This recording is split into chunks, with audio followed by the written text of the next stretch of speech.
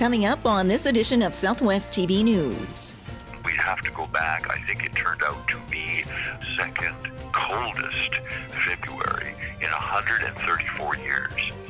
And $19 from everyone in the area would go a long way towards supporting the shelter operations this year. And our budget last year was over $360,000, so it's a big chunk. Work crews were busy over several days, braving the cold weather and demolishing the former Palliser Regional Care Center in Swift Current.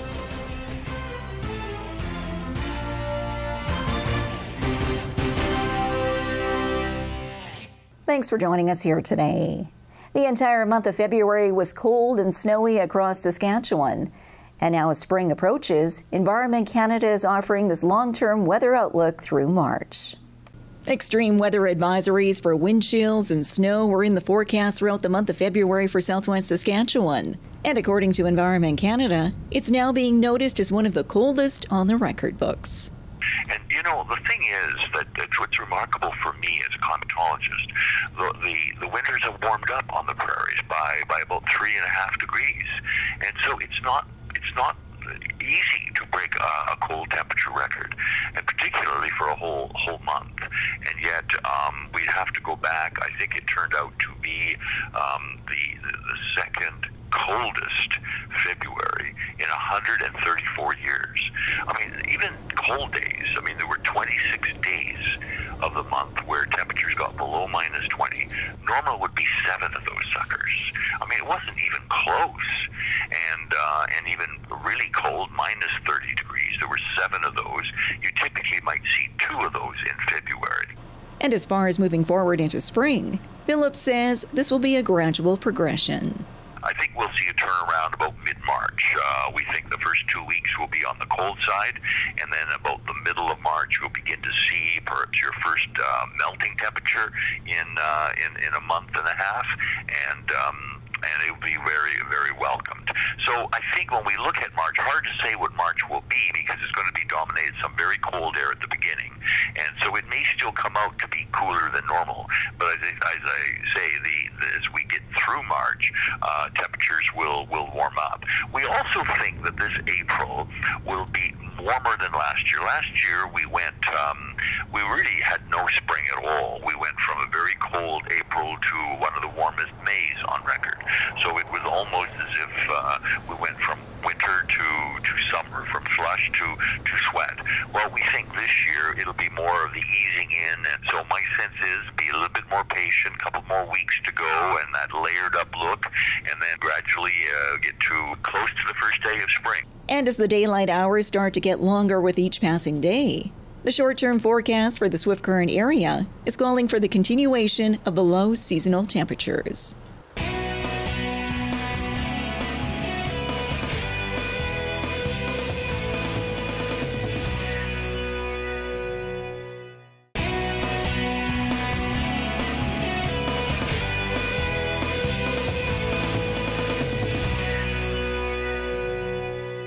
The Swift Current SPCA is counting on your support in its 19 for 19 campaign.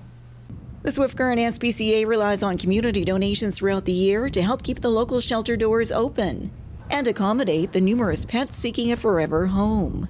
And as the shelter does not receive any provincial or federal funding, it's once again launched its annual fundraising campaign, notably called $19 for 19.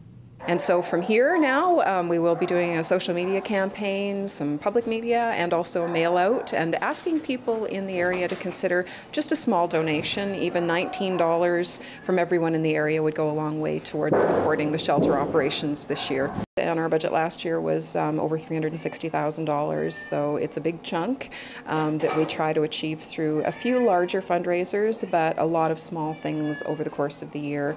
And we're also really grateful to the number of folks who've stepped up in the community to do third-party fundraisers for us. That's a huge help given we have limited capacity ourselves. And with over 400 pets assisted at the Swift Current SPCA in the last year, Goal says capacity and quality care continues to be a priority. with the board hoping for an expansion in the near future. Yes, we are in early stages of some review of what other recent new builds in the province have done, new shelters, looking at the potential of a new shelter here, hopefully not too far down the road, because our unit here has served well, but it is pretty small for our needs, and it's starting to show its age in terms of maintenance issues, which is costing us a bit more too. If you're interested in making a donation to the Swift Current SPCA, you can do so through the shelter's website, by mail, or in person by dropping by the shelter just off Highway 4 South.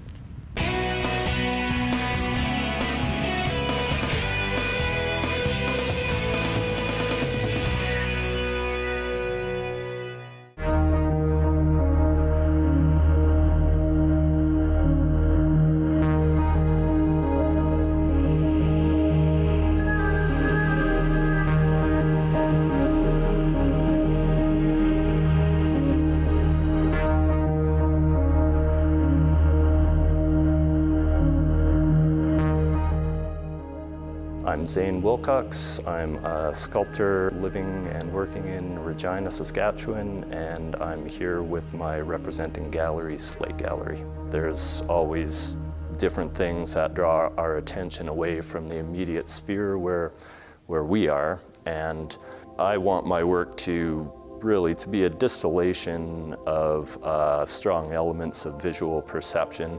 So form, material, I tend to work with pretty rich textured materials or really intense colors.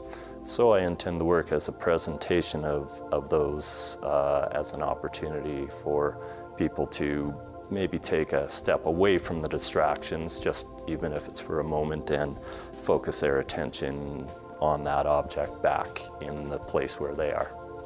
This is a fairly new body of work that I've started building last year. The materials are paint on plywood, and then technique. I had to develop ways to make those nice, beautiful concentric circles and get them all sandwiched together. Color is kind of the central interest for me, so presenting very intense colors in close proximity to each other, and so kind of making those colors pop and the different relationships between the colors that you wouldn't necessarily normally see together. So there is still depth there rather than being just, say, on a flat canvas. There's still depth, and so there's that spatial aspect where as you maybe walk around a room and see it from different angles, there are different effects that happen, even though it's fairly shallow relief, where some of the rings that the color are on will get narrower and narrower from some vantage points. And then also light factors into it, because there is that depth and the undercuts and the overlapping under different lighting conditions. It will present in different ways as well.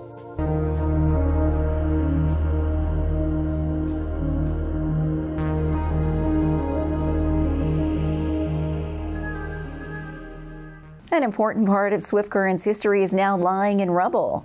We find out what that is in this report.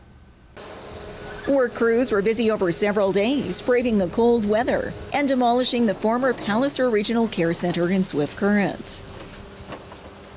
The sound of crushing cement and the breaking of windows could be heard throughout the neighborhood. The Palliser was one of 3 healthcare facilities which closed its doors in recent years, as long-term care residents found a new home at the Meadows. At this point in time, it's unclear as to what will now transpire at the vacant site with future construction. The Palliser was built in 1963 as a provincial geriatric center known as the Palliser Hospital, which offered 2 levels of care for chronically ill patients and the aged. Then in 1967, it became Swift Current's first nursing home, and was later known as the Palliser Regional Care Center.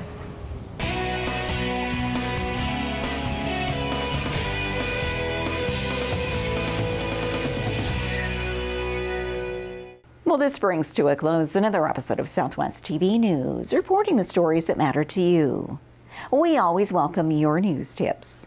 You can always reach us here by phone at our studio or by email to contact us at southwesttvnews.com. Also, be sure to join us daily online for the latest news from across Southwest Saskatchewan and so much more at southwesttvnews.com. And be sure to follow us on a range of social media. Thanks for joining us here today. I'm Carol Andrews.